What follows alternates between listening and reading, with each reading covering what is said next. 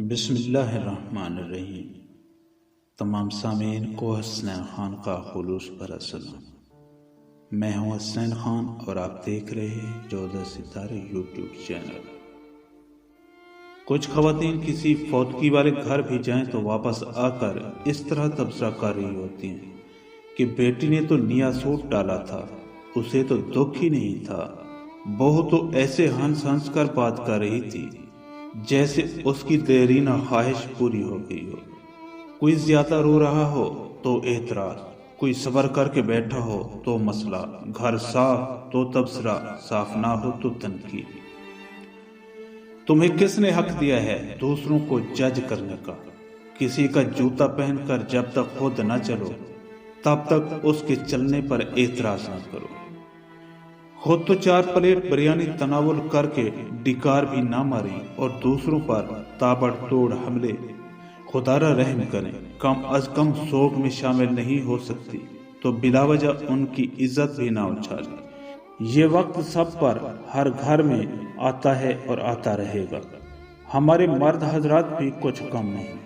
2 لفظ تعزیت کے تو ٹھیک طرح سے بولنے آتے نہیں اور سیاسی تھیٹر ایسے سجا کے بیٹھ جاتے ہیں کہ فوتگی پر نہیں الیکشن کمیشن پر عیب۔ جس کے سر سے باپ کا سایہ اٹھا ہے کوئی اس کی بھی تو دل جوئی کرے، اس کے غم کا مداوع بھی تو کوئی کرے۔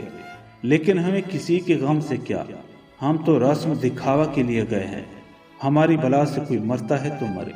ہم تو پوچھیں گے بھائی جی کھانے کا انتظام ہو گیا نا؟ کتنی دیگیں بنوائی ہیں؟ 6 دیگیں تو کم ہیں، برادری بھی ہے، محلے داری بھی ہے۔ وہ بیچارہ باپ کے سوگ کو بھول کر اس پریشانی میں لگ جاتا ہے کہ کہاں سے قرض پکڑوں، کیونکہ کھانا صحیح نہ بنا تو باتیں ہوں گی۔ ساری زندگی باپ کا کھایا، مرنے پر روٹی بھی صحیح نہ دے سکتا۔ ہمیں سوچنا ہوگا کون لوگ ہیں ہم؟ مسلمان تو دور، کیا ہم انسان بھی ہیں؟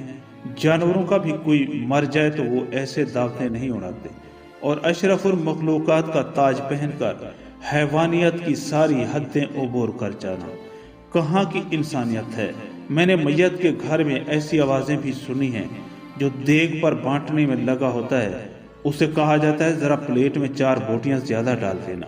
وہ داماد بھی آیا ہے تو اسے بھی کھانا دینا ہے۔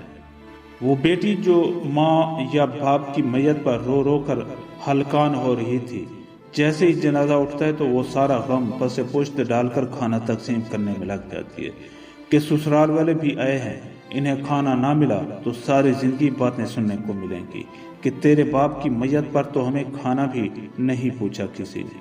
میں نے اس بات پر بھی تبصرے سنے ہیں کہ سالن میں تو تری یعنی گھی ہی نہیں تھا، ہماری پلیٹ میں تو بس شوربہ ہی آیا۔ ہم بحیثیت معاشرہ ظالم بن گئے۔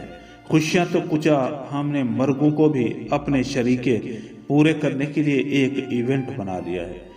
جب میں کہوں الہی میرا احوال دیکھ، حکم ہوتا ہے بندے ذرا نامہ اعمال دیکھ۔ کچھ سوال آپ کے ضمیر کے دروازے پر۔ کیا ہم فوتگی کے کھانے کا بائیکاٹ نہیں کر سکتے؟ کیا ہم بھوک لگنے پر بازار سے کھانا نہیں کھا سکتے؟ کیا ہم گھر میں ایسا اصول نہیں بنا سکتے کہ خاندان میں کوئی کسی فوتگی پر نہیں کھائے گا؟ سوچئے گا ضرور۔